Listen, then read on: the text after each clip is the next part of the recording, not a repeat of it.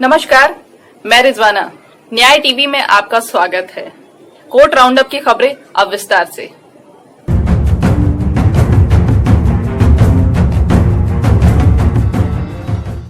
Supreme court ने बुधवार को एक आज्ञा सूचक आदेश पारित किया कि राज्य सरकारों को दूसरे राष्ट्रीय न्यायिक वेतन आयोग की सिफारिशों को 5 सप्ताह के भीतर अपना जवाब दाखिल करना चाहिए।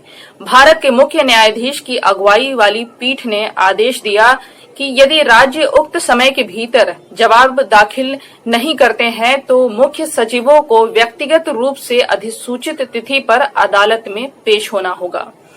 पीठ ने इस तथ्य पर आश्चर्य व्यक्त किया कि 20 राज्य फरवरी 2020 में वेतन आयोग द्वारा प्रस्तुत अंतिम रिपोर्ट का जवाब देने में विफल रहे, जिसने देश भर के न्यायिक अधिकारियों को वेतन, पेंशन और भत्तों में बढ़ोतरी की सिफारिश की थी।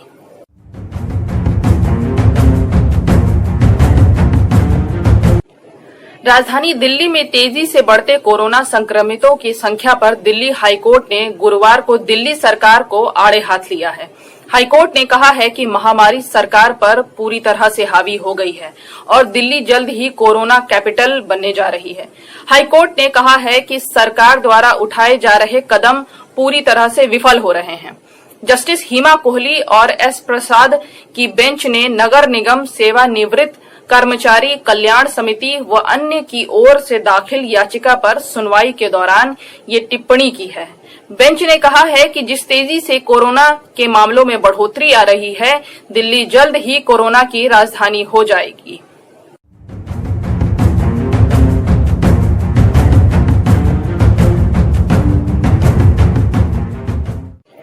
दिल्ली की एक अदालत ने उत्तर पूर्वी दिल्ली में फरवरी को हुए दंगों से संबंधित मामले में बुधवार को सामाजिक कार्यकर्ता खालिद सैफी को जमानत दे दी।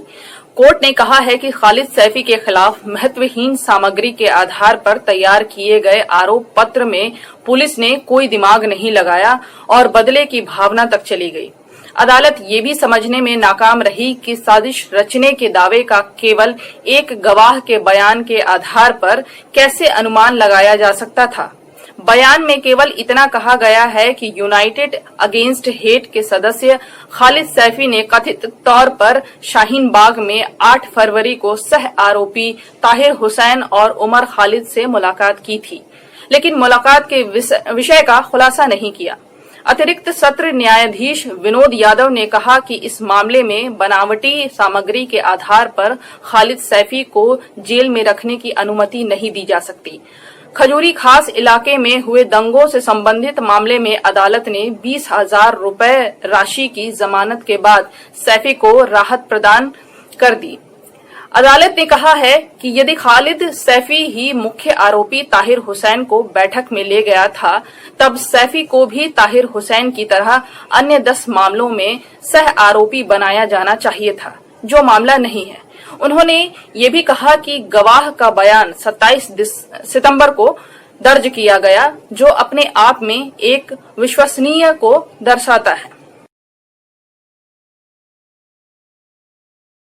बॉम्बे हाईकोर्ट ने रिपब्लिक टीवी के प्रमुख अर्नब गोस्वामी द्वारा उनकी गिरफ्तारी के खिलाफ दायर याचिका और 2018 में आत्महत्या के मामले को निरस्त करने की पुनर्विचार याचिका में अंतरिम राहत देने से इनकार कर दिया है। बेंच ने कहा, शिकायतकर्ता और राज्य को सुने बिना अंतरिम आदेश पारित नहीं किया जा सकता। कोर्ट गुरुवार को इस याचिका पर सुनवाई करने के लिए तैयार हो गई है।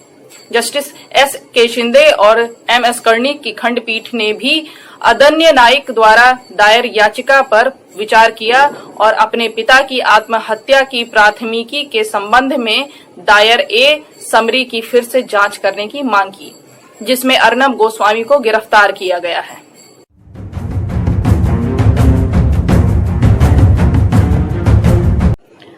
अर्नब गोस्वामी के लिए अंतरिम राहत की मांग करते हुए वरिष्ठ अधिवक्ता अबद पोंडा ने अदालत के समक्ष प्रस्तुत किया कि जांच पूरी तरह से अवैध है और अर्नब गोस्वामी को अंतरिम राहत दी जानी चाहिए। उन्होंने कहा, मामले को फिर से खोलने के बाद नई जांच शुरू करना आपराधिक कानून के अच्छी तरह से तय सिद्धांतों के विपरीत है। उन्होंने कहा है कि 2019 में पुलिस द्वारा आत्महत्या के मामले में दायर ए समरी को मजिस्ट्रेट ने स्वीकार कर लिया है और ये आदेश पर कायम है।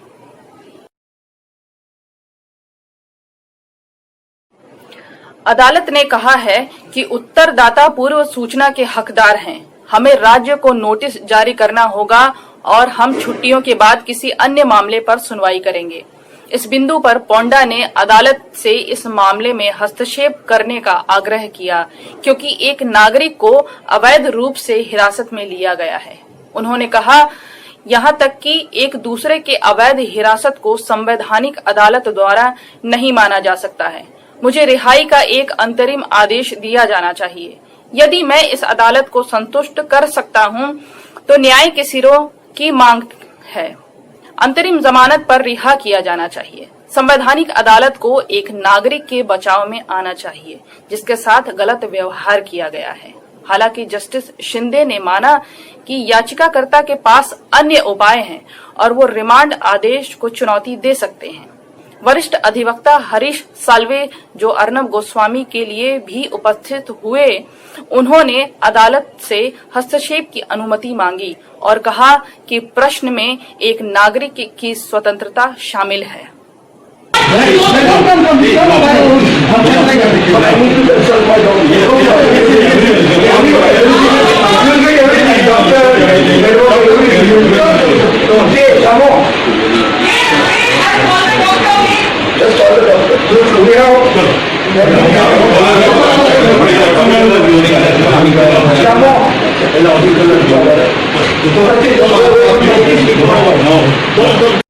हालांकि किसी भी न्यायिक आदेश के बिना पुलिस सुओ मोटो ने मामले में हस्तक्षेप किया, स्पष्ट कारणों के लिए जो महाराष्ट्र में हो रहे हैं। उन्होंने कहा है कि वो खुली अदालत में ये कहना नहीं चाहते थे। उन्होंने जोर देकर कहा है कि ए समरी ताबूत में एक कील की तरह है जिसे उचित आदेश के माध्यम से हटाया जाना है।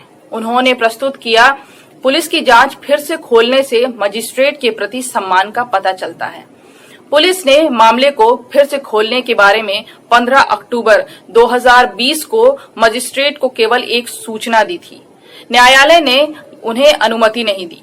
ये रिकॉर्ड देखा और दर्ज किया गया है। कोई अनुमति नहीं थी। आगे की जांच के लिए कोई संकेत नहीं है। भाजपा विरोध कर सकती है। अगर कोई व्यक्ति जेल गया है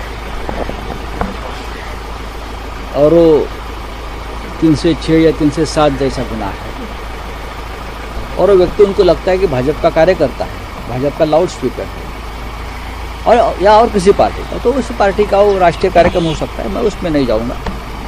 लेकिन विरोध करने से पहले मैं इतना ही कहूंगा, केंद्र के सभी हमारे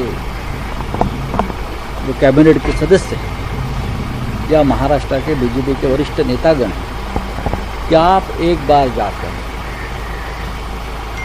जो नाइक फैमिली है, विधवा है, उनकी बेटी है, उनसे समझ लीजिए कि उन पर क्या आप बीती गुजरी थी। सुशांत सिंह केस में ना सुसाइड नोट थी, ना किसी का नाम था, फिर भी आपने ऐसे लोगों को धर दबोचा और जेल में डाल दिया। लेकिन ये मामले में आपकी भूमिका अलग दिखती है मुझे। केंद्र से लेके अभिनेत्री कंगना रनावत तक हर किसी ने जो है वो विरोध ये राज्य सरकार के करने दीजिए। देखिए, लोकतंत्र है, आप गलत के साथ खड़े रहने का भी आपको अधिकार है। लोकतंत्र हम सच के साथ, महाराष्ट्र की पुलिस, मुंबई पुलिस, ये कोई कठपुतलिया का खेल नहीं खेल रही। स्वतंत्र है मुंबई की पुलिस जांच करने के लिए, राज्य की पुलिस जांच करने के लिए स्वतंत्र है और अपने हिसाब से वो जांच करे। मैं विश्वास दिलाना चाहता हूँ, किसी के ऊपर भी अन्याय नहीं होगा और सत्य का पराभव नहीं होगा। आज बस इतना ही। मुझे रिजवाना को दीजिए इजाजत। आप बने रहिए न्याय टीवी के साथ।